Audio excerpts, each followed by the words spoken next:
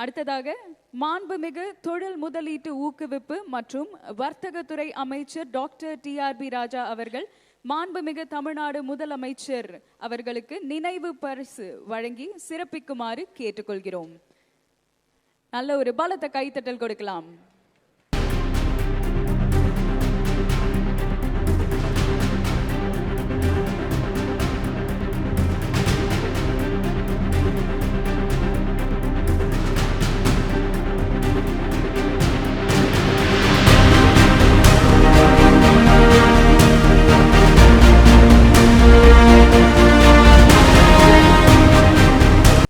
இந்த நிதிநுட்ப கோபுரத்தின் திட்ட விளக்க காணொளி தொகுப்பு திரையிடப்படுகிறது.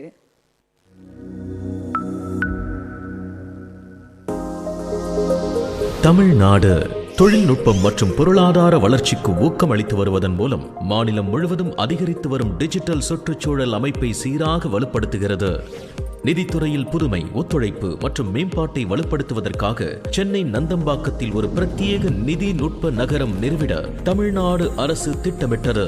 அதன்படி 56 ஏக்கர் பரப்பளவில் உருவாகும் நிதி நுட்ப நகரம் ஒருங்கிணைந்த உள்கட்டமைப்பு, குடியிருப்பு வசதிகள், கிரேட் A வணிக அலுவலக கட்டிடங்கள், உணவகங்கள், பூங்காக்கள் மற்றும் நட்சத்திர விடுதிகள் ஆகியவற்றுடன் உள்நாட்டு மற்றும் சர்வதேச நிதி நிறுவனங்கள் இயங்கும் வகையில் வடிவமைக்கப்பட்டுள்ளது.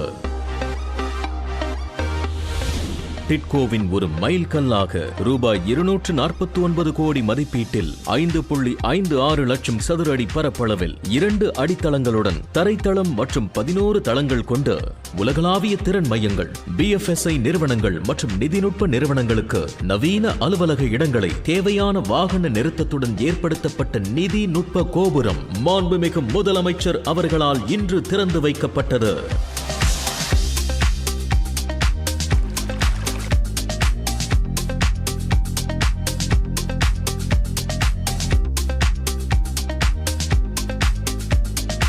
நிதிநுட்ப கோபுரத்தில் 250 இருக்கைகள் கொண்ட கூட்டரங்கம், உணவருந்தும் பகுதி, உடற்பயிற்சி கூடம் மற்றும் குழந்தைகள் காப்பகம் ஆகியவை அனைத்தும் உள்ளடங்கியுள்ளன.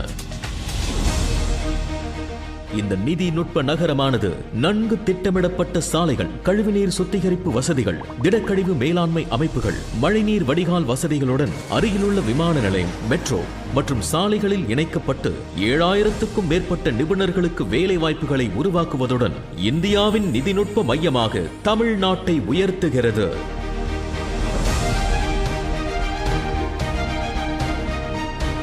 இக்கட்டிடத்தை திறந்து வைத்த மாண்புமிகு தமிழ்நாடு முதலமைச்சர் அவர்களுக்கு நெஞ்சார்ந்த நன்றி.